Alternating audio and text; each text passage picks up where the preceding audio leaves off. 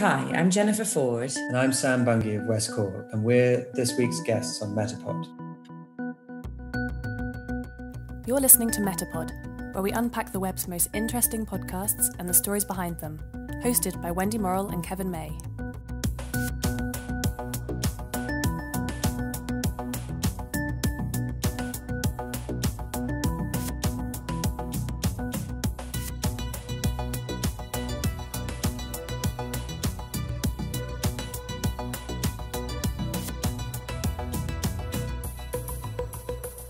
Hi Wendy, how are the parakeets of Amsterdam doing?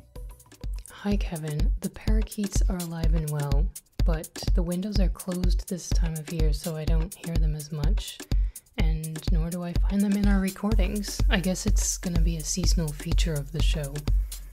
I think their absence will be noticed and is a damn shame. But anyway, we move on. Speaking of seasonal, as you say, Halloween is coming up soon. Do you have a favourite Halloween costume ready, Wendy? I do not, but I've been thinking about it because I hear there's a special event in London the evening of Halloween, hosted by one of our guests, and it just so happens that I'll be in town then. The Battersea Poltergeist, as you know, is a docudrama podcast presented by Danny Robbins, and he has a string of live shows in the UK over the coming weeks. And the show's coming to London on October 31st, Halloween. So I'm assuming, therefore, that you're going to be dressing up as Donald from the Battersea Poltergeist? No, as Danny Robbins in his shed with lockdown hair. Do you think they'll let me in?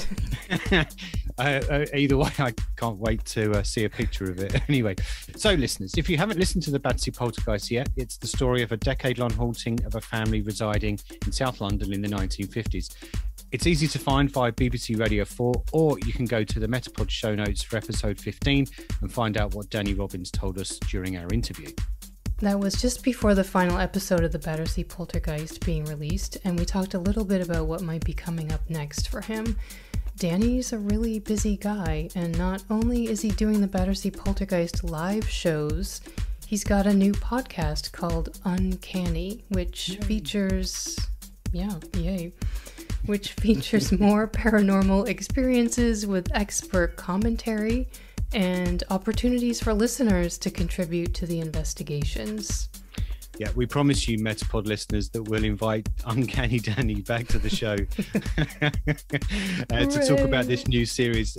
He did actually say to us on Twitter this week that he might like to come back. So I think we might have an appearance from Danny Robbins once again. He did also approve you calling him Uncanny Danny, I believe. Yeah, yes, indeed. All right, well, for now, we have a different podcast and a different investigation. This one's based in Ireland and France. That's right, Wendy. This week's guests are Jennifer Forde and Sam Bungey, a wife and husband, journalist and documentarian team, and creators of the popular true crime podcast West Cork. West Cork has been referred to as a masterpiece by Patrick Radden Keefe, who you might know as a writer for The New Yorker and the presenter of the amazing podcast Wind of Change. In West Cork, Jennifer and Sam bring one of Ireland's most widely known tragedies to a bigger international audience. Over 14 episodes, the podcast explores various facets of the murder case of Sophie Toscan du Plantier. Sophie was a French woman who owned a vacation cottage in a remote area of West Ireland, and she was found bludgeoned to death outside of her home just before Christmas in 1996. The tone is intimate and measured. Sam and Jennifer bring listeners along as they try to pick up the pieces of an investigation that has been mired with problems. They immerse themselves into a small community to talk to those who've been disturbed by the horror and the suspect that remains rather unusually involved with the case. Yeah, careful and considered throughout. There is an emotional push and pull, as you'll hear Jennifer describe, keeping listeners on the edge of doubt and certainty regarding who committed the crime. They also present some of the unique issues involved in a case that crosses 2 different countries, 2 different legal systems, 2 different languages, and 2 different cultures. There's a lot packed into West Cork, and Sam and Jennifer discuss their thinking and creative process for the podcast. We also get the story behind the photograph used for the podcast artwork. We certainly do. It's an excellent podcast and a sort of albatross for the two, as you'll hear them say. So, Wendy, let's start the tape.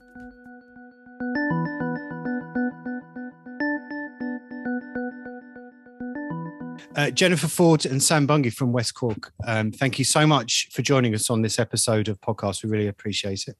No, thanks for having us. Delighted to be speaking to you. Okay, right.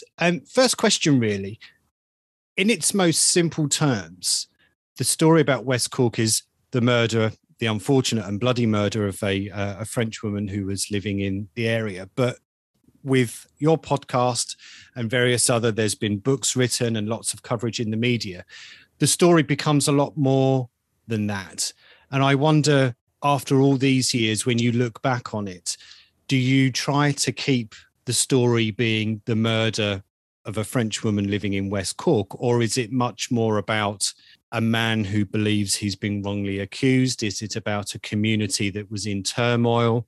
Is it a bungled investigation, or is it something else? Which is the kind of the primary part of this story now that you do reflect on it? Everything you just mentioned are things that have fascinated us about this. None of those things are not valid, but obviously they're sort of the fallout from the murder of this 39-year-old French documentary maker who happened to be over at her house. I think now when we think about it at all, we're thinking about not those things that fascinated us and that kind of went into the story, but we're thinking about the crime and what actually happened. Mm-hmm. That's the thing that keeps you, I think, coming back to it. Mm-hmm. This idea that there is obviously the potential for justice, even though it feels so far away sometimes. Yeah, I think that all the stuff around it, in particular, the sort of the attention that the prime suspect, as he was for a time, has had over the years. I think it's easy to get sort of distracted by him, and he's a kind of larger than life character, and I think he has fascinated people for many years, the media for a long time, and indeed us for the time that we were making it. But you do have to keep reminding yourself of Sophie Toscan du Plantier, the woman who was murdered, the fact that her death remains unsolved in Ireland, that nobody is behind bars for it. And I think what's interesting is that when we started making it, there had been sort of two things. The suspect, Ian Bailey, doesn't really, he sort of speaks to the occasional friendly journalist. He would consider them kind of allies, but by and large, he was quite a recluse and sort of kept to himself and hadn't done much media when we started recording with him. The tide in Ireland had been turning. It's sort of this saga, but it had been kind of turning in his favour because of the kind of police scandals that had come out. There had been several cases where quite clearly the guards had been shown to have been corrupt in their investigation. So all of that kind of stuff was sort of in Ian Bailey's favour. But then with the more recent coverage of it, that sort of old witch hunt for this man has sort of been reignited. Yeah. And it's kind of ironic because it's been reignited by the camp who would say he did it.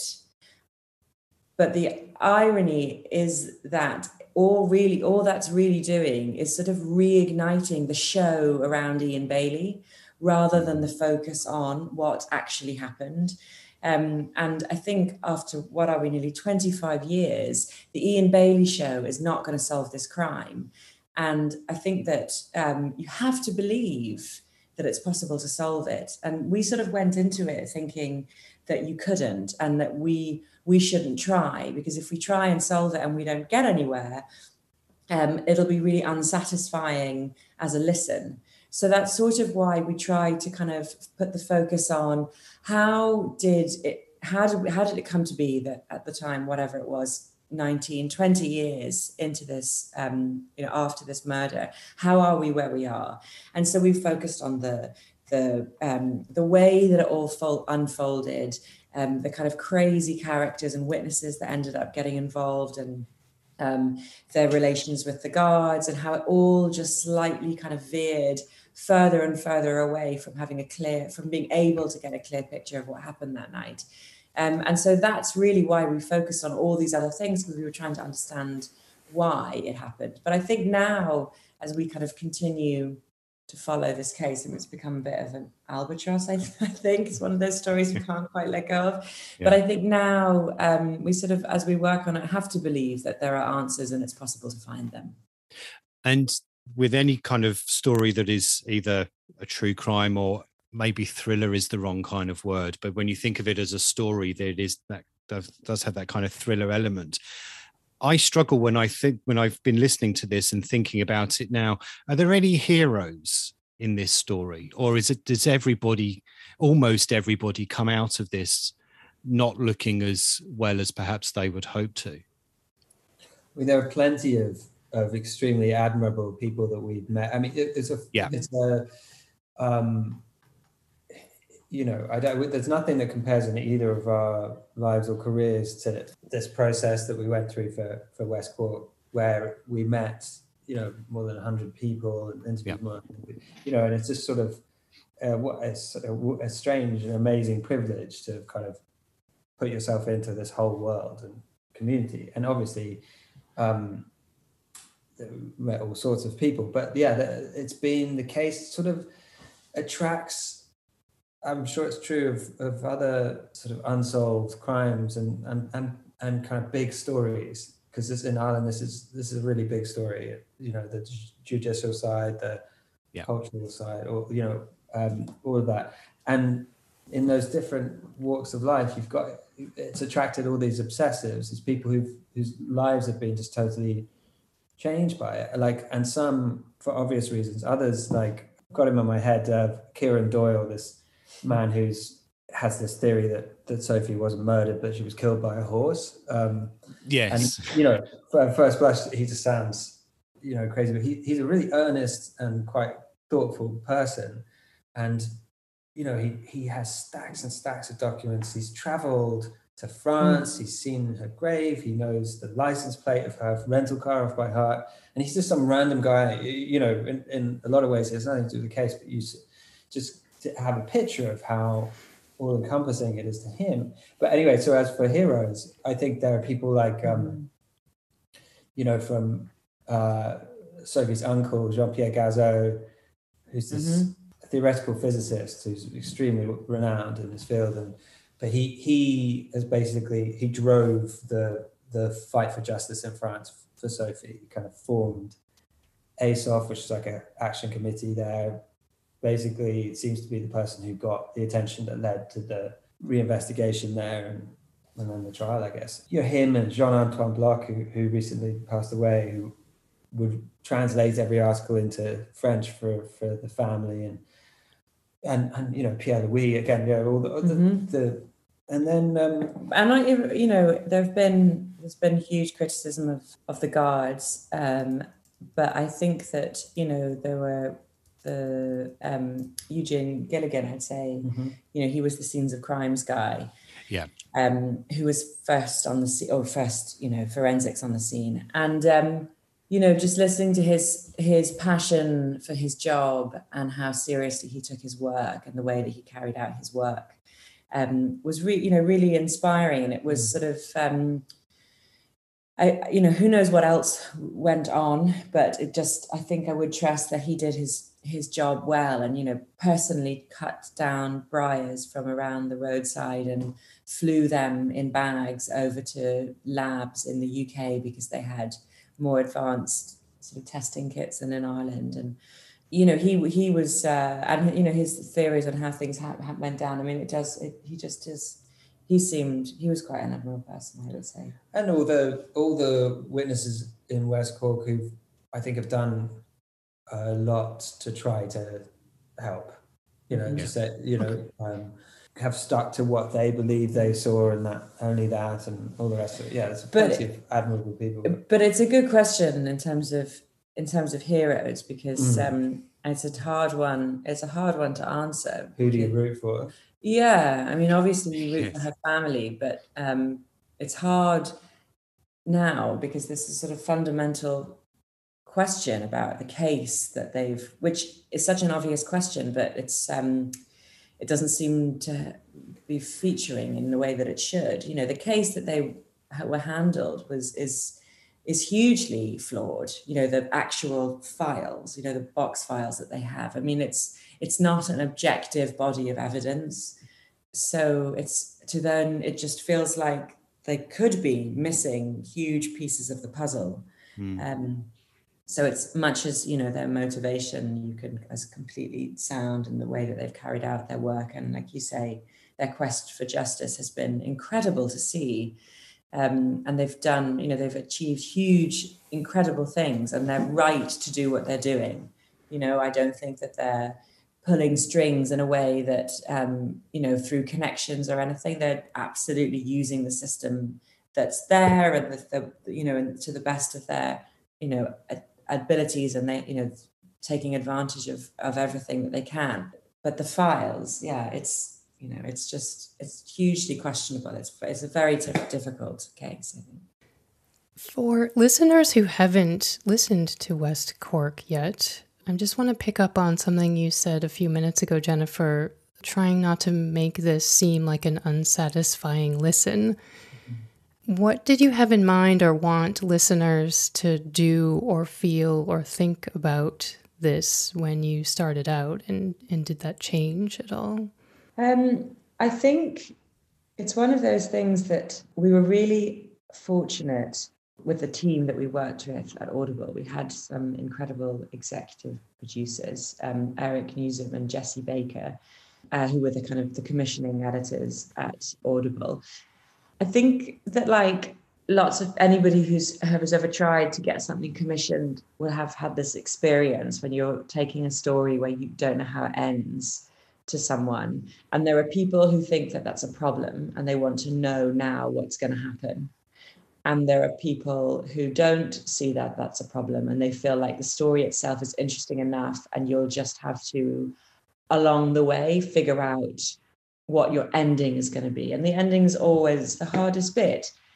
And we were really fortunate that Eric and Jesse, you know, knew that it was going to be really hard to work out where to get to, but didn't see it as a reason not to tell the story if we couldn't come down on one side or the other. And seeing recent coverage, obviously, other people don't, you know, there are things that get made that people don't feel that way. And I think that, you know, there are some people who feel that their audiences need the program to tell listeners or audiences what it thinks. And I think by and large, we didn't get that. You know, I think that, I guess what I'm saying is that we really hoped in the process, I think, have a sort of a push and a pull, like try and put the case for and put the case against in a way that the listener would feel, okay, now I feel like you did it, and okay, now I don't think you did it. Which is how we've yeah our journey through the exactly file as well. You know? And I think people in West Cork itself, we were trying to sort of recreate the 20-year emotional journey that they have been on, you know, where every few years something new comes out and it sort of turns the whole thing on its head. I guess when we started it was, you know, it's just this enormous case, and we wanted, our great fear was that it wouldn't be interesting, you know, that it would just be like a sort of ploddy saga through the beats of this investigation and the long running case. But I think that that's why we decided to just do it chronologically and try and take people on the journey that anyone following this case would have been on. How did you come to the story initially? We read an article. So Jennifer and I both have like Irish connections. Is where we met, and Jennifer's parents are Irish. And when I was working there, I was aware of this story, you know, the case, but kind of peripherally. But it had kind of gone from my head anyway when we read like a short piece in a UK newspaper about Ian Bailey taking the state to court, to the guards to court, trying to sue them for wrongful arrest and so on. And it was framed as this sort of wrongful arrest and conspiracy kind of against this wrongfully accused man, which sounded interesting. So we went and sat in on this court case and found pretty quickly that it's much more complicated than that. And then when we went to West Cork, I think that was what really compelled us to tell it, because we saw this situation where 18 years on from this intractable case, you still had, it wasn't history at all in West Cork. You had the man who's been long suspected but refuses to leave, just there in the Skull market selling pizza, and it just felt like what a it's right there on the surface, this terrible thing that everyone's living with, and that had a place that kind of been defined by everyone. This group of people who'd moved there thought of it as paradise and thought of it as this place to escape violence, and here was this unresolved thing. So that was basically at that point we had to do it. Yeah. The artwork for the podcast, is there a story behind the cover for the podcast? It's a policeman speaking with a man who presumably lives nearby, or I don't know. Well, actually, it looks like that, but he sort of looks like maybe he's pointing at something. You have a Garda and a detective there. So that guy is the guy in the flat cap is a detective. He's a sergeant. Yeah, it's I thought he was misleading. Yeah. He's telling him there's another frame actually of the same, taken by the same photographer, and he's just pointing to his walkie-talkie, or his, saying get so and so on the phone. It looks like something like that. Yeah. But no, that was exactly, because he's got a walkie-talkie and he's pointing to it in his hand. It looks like he's pointing to something further away. Yeah, that's right. Yeah. But the story behind the photograph, it was taken by a guy called Mike Brown, who was incredibly driven to the crime scene to take that photo. To take that photograph. I was on the first day, and he got called by his sort of the guy who runs like a photo licensing agency in Cork City, and he lives not far, sort of in between the two. And he got a phone call saying, "You have to go out and take photographs. There's been a murder. This is where it is, but you'll never find it. So I'm going to give you the address of a local stringer, and you go and pick him up, and he'll bring you to the crime scene." And he had to go and collect Ian Bailey so that Ian Bailey would then direct him to the crime scene. So Ian Bailey had already been earlier that morning with Jules taking photographs, which is when he has that afternoon, yeah. Oh yeah, earlier that afternoon, which is then when he had the sort of interaction with the guards, and then he goes back later on. So we had this very frustrating conversation with Mike Brown, who I think was sort of, he's quite funny about it, because he's just like, had I known that it was going to be this important, I would have been paying more attention to my passenger.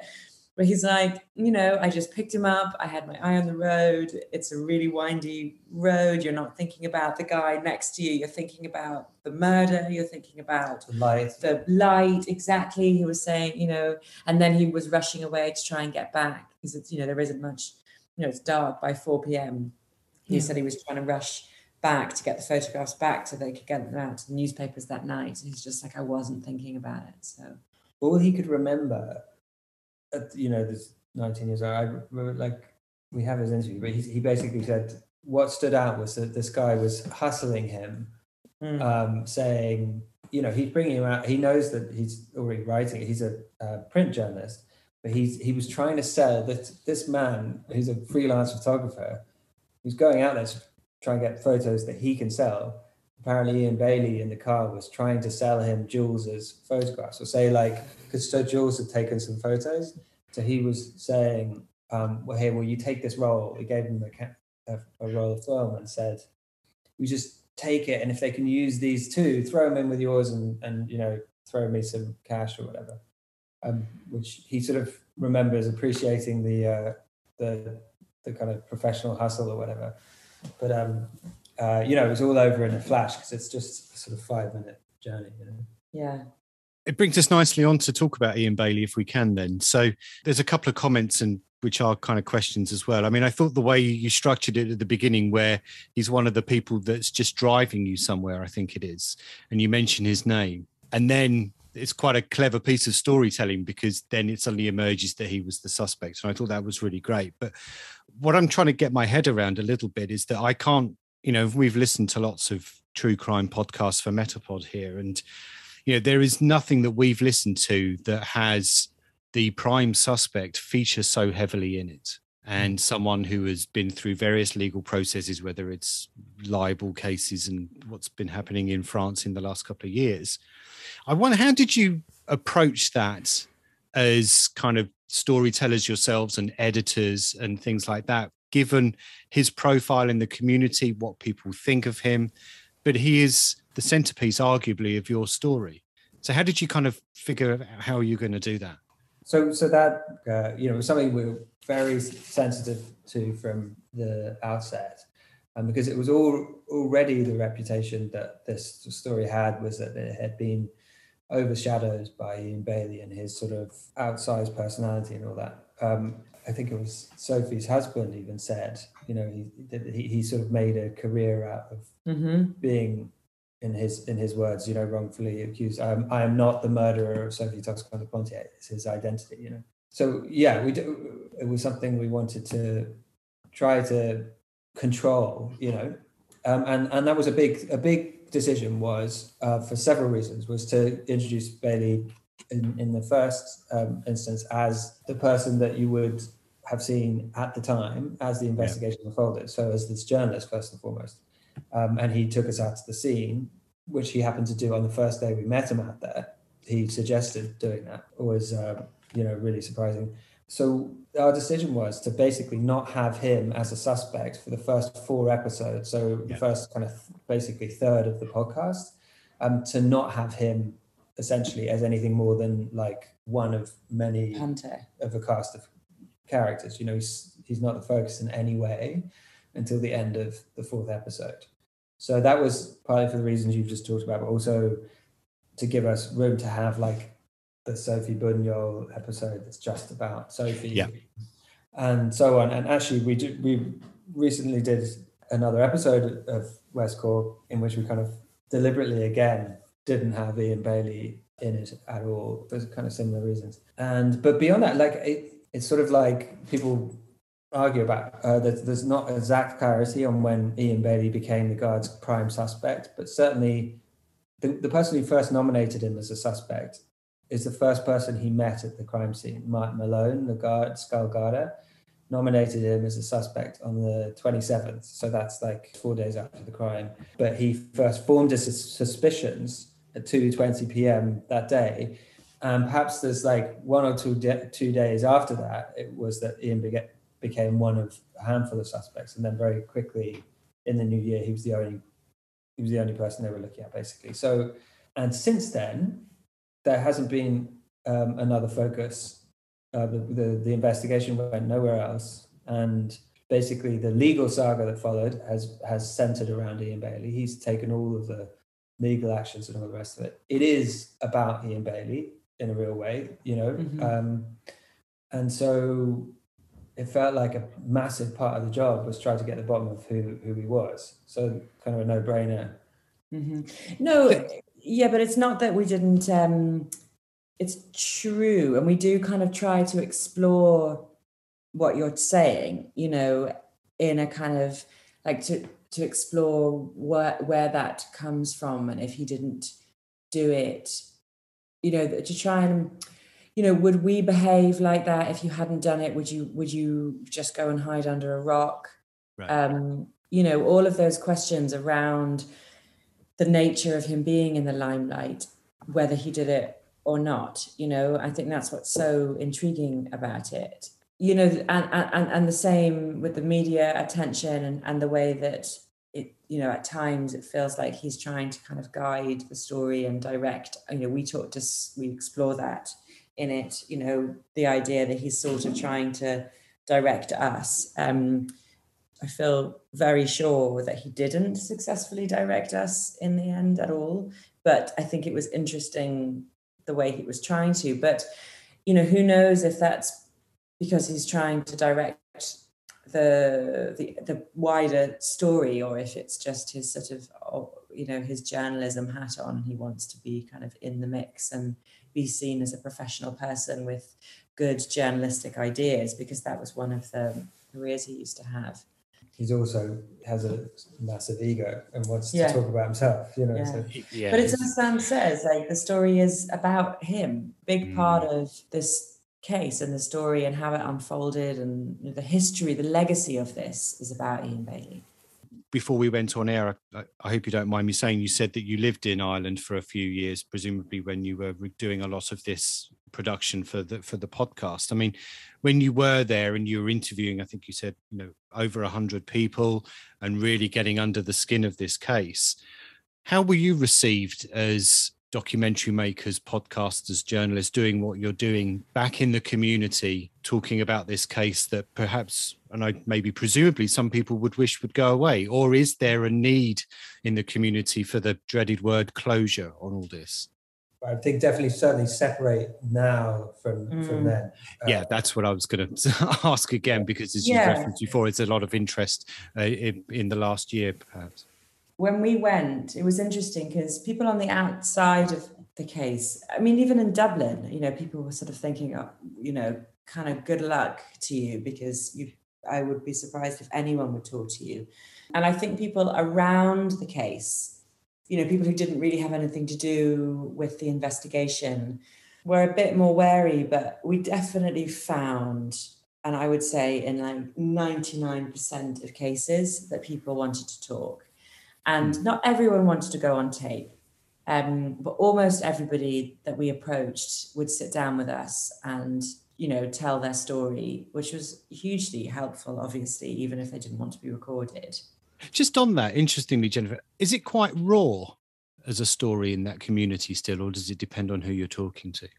I think it depends on who you're talking to, but I think that this is the thing, it's really shifted. So when we found that people were really eager to talk, to sit down, and a lot of people felt like they had put themselves out there, gone to the guards, given a statement, and that hadn't really gone anywhere, or they'd never really seen what happened with all of it. One person told us that she knew that what she had to say, but she was sort of interested to know, because what everybody else was saying. And we made a real point of making sure, because there's been so much rumor in this investigation and in this case, and I think it's a real disservice to Sophie to kind of perpetuate that rumor, because it's not, it doesn't get you anywhere. It might be true, but it might not be true, and certainly it doesn't move you closer to solving the crime. We made a real point of asking people to only tell us about their own experiences, something they themselves witnessed or experienced. We didn't want them to speak for anybody else.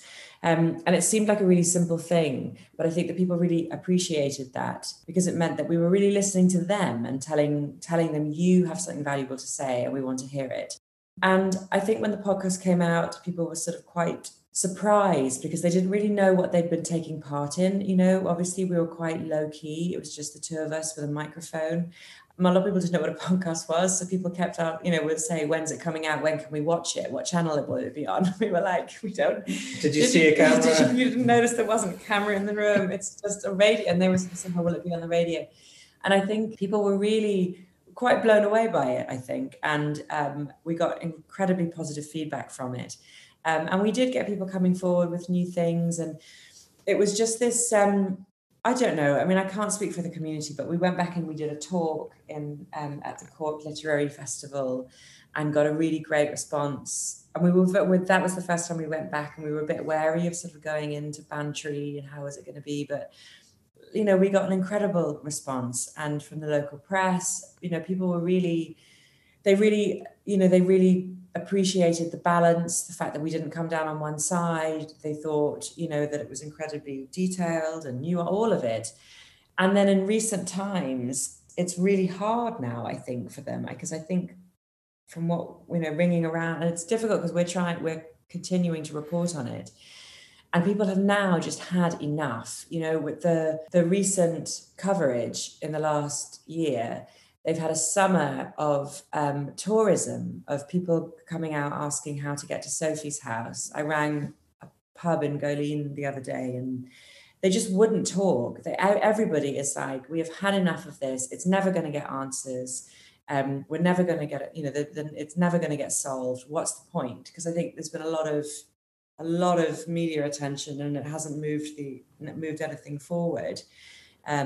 So I think may I ask you there, do you feel a sense of responsibility for that? And I'm asking that respectfully because, you've created this terrific podcast. Well, there's the obvious thing that I think some of the attention, the media attention that's followed, in other treatments and looks at the case since there have been 2 big documentaries and like books and everything, as you say. And then also from that, then you get Ian Bailey, who's never known to refuse a media request, doing all this stuff that there's some there's loads of responsibility from that. But in terms of like, I think that a lot of that perhaps stemmed from the podcast. There's a sense that we could have triggered the stuff that came afterwards. But I think that we can say that what's happening now and this feeling didn't exist after our podcast came out. And our podcast came out, whatever it was, like 3 years ago. There was 3 years where this wasn't happening. Yeah. We could still call up people and they would talk. And now it's just, people have had enough of it. And I think I do think so like I think Jennifer touched on this before, like, when we're thinking about what are we trying to do by spending much longer than either of us have ever spent on a single story, right? Like, why are we doing this? Beyond it being fascinating to us, it was a story mired by like changing testimony, and then a bunch of things reported in the press that were perhaps exaggerations. And just as a random example, like Marie Farrell, who's a central witness in the case, she changed her testimony or retracted it all. But even what she said was embellished in the press. It was said that she saw someone washing. She saw Ian Bailey washing his Wellington boots down by the Kilfarder Bridge, and she didn't say that. That was just an example of things that get barnacled onto the testimony in the daily churn of like journalism or whatever. And so our idea was to kind of sift through everything, all these statements that everyone was basing coverage on, and go to the actual source, like the people, and say, do you stand by this? Is this what you said? Has it changed now? Do you feel different? Whatever. And to try to get rid of as much supposition and rumor around the case that felt like something that would be worthwhile in the direction of looking to try to resolve the case. So if we succeeded in that, I think where we did that was kind of helpful. And I think I feel like the people we've spoken to who were part of the podcast, a lot of them communicated that they felt that was good, basically. I'm just curious if the element of time can either benefit or hurt a case. What's your sense of time benefiting or hurting this case? It's so that's the thing that makes you feel so particularly strongly for Sophie's relatives, her parents who we chose not to interview for the thing.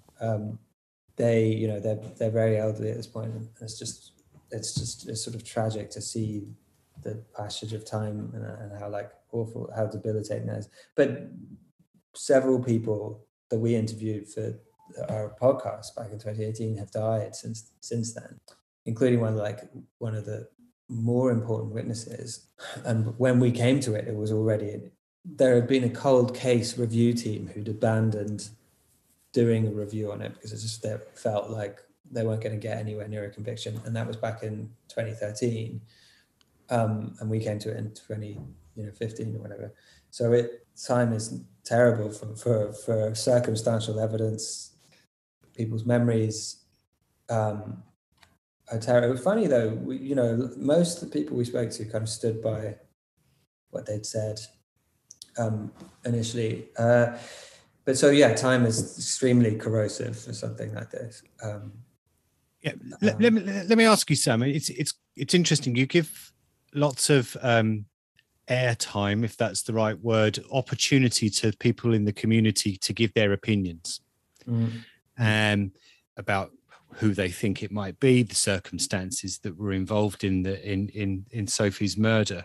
But I wondered why, and forgive us if we don't remember this, but you don't have, often in kind of true crime podcasts, you get, some preeminent criminologist coming along talking about their interpretation of it, and a criminal psychologist or a forensic psychologist. And I just wondered if there was a deliberate reason why you perhaps didn't go down the kind of pundit world of getting people to contribute to it, or is there just people that don't have that kind of perspective on this particular case? I don't think we do actually give much airtime to people giving their opinion on the case. I mean, I don't think the podcast is full of people saying this is what happened. Right. We didn't want to do that, Well, I think it's clear. I think it's clear from what people are saying who thinks which camp people are in. That's how I meant to phrase the question. Yeah. But it's not just a bunch of people pontificating on what they think happened at the crime scene. No. There's something about like getting pundits that we wanted to avoid. We wanted to speak to the people whose role that would have been in this particular investigation. So we spoke to one person where we couldn't do that. So, for example, in the case of the state pathologist who did the post-mortem and examined the body and the body at scene and stuff, we took the information we had from the post-mortem and everything else we had to another pathologist to kind of give that perspective. Even there, we didn't want to go to someone who was sort of a professional pundit in that case. We went to someone who also was a pathologist who worked in Ireland at the time and was a colleague of Professor Harbison, the state pathologist. And so we went to this guy Declan Gilson, and he was like an assistant state pathologist. But otherwise, we didn't feel like there was a natural place for let's speak to a profiler, that kind of thing. Yeah. We just had there's so much story in this case. There's so much plot, and we just wanted to focus on what happened and then leave people to do their own, weighing up, have those conversations themselves, as listeners. And like Sam says, if they can't actually tell you anything, they don't know, and they're going to like base a it. game type thing. Yeah, exactly. Yeah. I have 2 questions to wrap us up here. What is, or would you like the legacy of the podcast to be on the case? And I guess tied to that is what's next on the story, if anything, or maybe another project you're working on? It would be great if we kind of clarified a few matters at least. It's just this extremely complex case. It's like taking in so many lives and so on. It does feel like that there was a way that outsiders could come in and kind of correct the record on a few matters. Sorry, Sam. Let me just jump in there. I mean, I'm curious. I mean, how we've asked other guests this question. I mean, did you find it difficult to be emotionally attached from some of this story sometimes, or do you find yourself getting kind of sucked in by it? And if so, how did you kind of remove yourself from the story? I mean, we're married, and we spent the podcast what came out in 2018, and I mean, we spend so much time talking. Like, it's just I think this happened to lots of people. It's really taken over our lives, and we're totally all in on the idea of like trying to move it forward in some way. But it is hard, and I think it's really difficult, I think, to spend this amount of time with a case and know that you can't say that there's no closure. And I think it's just so devastating for Sophie and her family, and the kind of real desire to present an answer. But the only way to present answers is to go and look for them. We could have convinced ourselves that Ian had done it and taken whatever evidence is there and presented it only in a way that makes them look guilty. And as you say, we could have found, I'm sure, some psychological profilers or body language readers who could have examined some stuff and said, it's my expert opinion that he did it. And maybe it would have felt like we had found an answer and we were presenting our case. But we didn't feel that, and we didn't feel that that would be doing Sophie's legacy justice or the investigation. And her, she deserves better than that. We would have, when we were living in West Cork, going through this material, meeting people who had different stories than we expected and all the rest of it. We personally, and you won't hear it in the podcast, but we had like periods of total certainty about various, ideas that we had in the case, like we just didn't feel like that. We wanted that in the podcast, we wanted to take that out of it because it didn't, like if we had ended our reporting with an absolute conviction one way or the other, then but it would have had to have been based on something that doesn't exist rather yet. than a hunch. Yeah, it doesn't exist. Yeah, we didn't find anything. We didn't find anything definitive. So. Yeah, and I think that you can have opinions. Everyone is entitled to an opinion, but as a podcast maker, especially I think as a sort of true crime podcast, maker, where there is a lot of stuff out there that could just feel voyeuristic and all of that stuff. When I think you have to really ask yourself hard questions about why you're doing something that isn't just going to exploit this poor woman's murder for entertainment and to kind of provide people with something to talk about at dinner. I think that the only thing you can do that you can feel that you're on the sort of right side of okay is proper journalism. The only thing that we as journalists, documentary makers can bring to this is journalism. We're not there to solve it. That's a detective's job, or all of these other things. But that is something that we can do that could be of value, and that's really, we just had to sort of stick in that sort of remit. Can we expect anything more out of the story from you? I hope so. I think so. Yeah. We're actually writing a book, which has been a long time coming on the subject.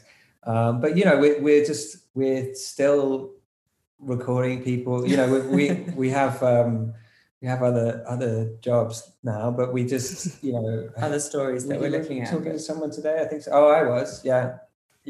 So it's there in the background the whole time, and I think that we still have questions we want answered. And so yeah, I think it has to be possible to find more answers than we have. Yeah. Okay. Well, Jennifer Forde and Sam Bungey of West Cork, the podcast, thanks for joining us on MetaPod. Thank you. Thank you very much for having us. It's a really pleasure to speak to you guys. Yeah, thank you. Thanks again to Jennifer and Sam for their time with us. It's an incredible body of work that they've done, and we wish them all the best with the work they continue to do and the book that they are now working on. Yes, Jennifer and Sam's production company, Yarn, has plans to create more shows like West Cork with big, surprising stories that drop the listener into an unfamiliar world. There's supporting information about the Sophie Toscan du Plantier case, the West Cork podcast, and its cast of characters at Sam and Jennifer's website, westcorkpodcast.com. Sam and Jennifer are also on Twitter, so if you're interested to follow them, we've put links for you in the show notes as always for this episode. So Kev, this autumn has turned out to be a real true crime bonanza on MetaPod, hasn't it? Yeah, it really has. Sorry about that. I suppose it is kind of getting dark and cold and, we changed the mood a little bit. We've talked to Josh Baker of I'm Not a Monster, Nick Hilton of The Town That Knew Too Much, West Cork, and coming up soon we have Peter Jukes discussing the Daniel Morgan murder case in the UK, as told in his podcast Untold.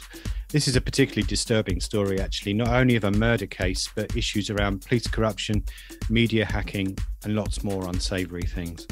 And we shouldn't forget the Lazarus Heist, a BBC World Service podcast hosted by journalists Jean Lee and Jeff White, and that examines North Korea and state-sponsored cybercrime. But there's more, Wendy, there's more. Oh, is there? Yeah. So Tell one of us. our first food-related podcast hosts, that's Dr. Yami of Veggie Doctor Radio, will join us. Yay! No, it's actually really good. And we always look forward to talking about music. So we're thrilled to host the guys. Finally, we've been really trying to get these two in for pretty much since episode 1, haven't we? True. So anyway, yes, the host, the guys from Soda Jerker on songwriting, that's Simon and Brian. Yay! Very much looking forward to talking veggies and music here on MetaPod. How about you bring the disco ball and I'll bring the carrot sticks, okay? Okay. Okay, it's a deal, Wendy. You can find all upcoming guests listed on our website. Just go to upcoming episodes on metapodshow.com. All right, so until the MetaPod Disco Veggie Party, that's all for now, listeners. Okay, we'll see you next time. Cheerio.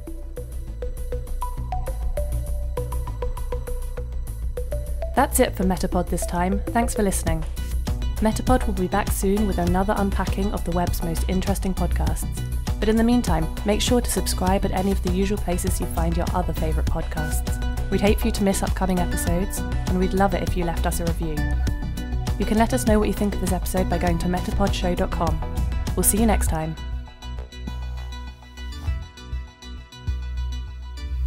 MetaPod is produced by Wendy Morrill and Kevin May.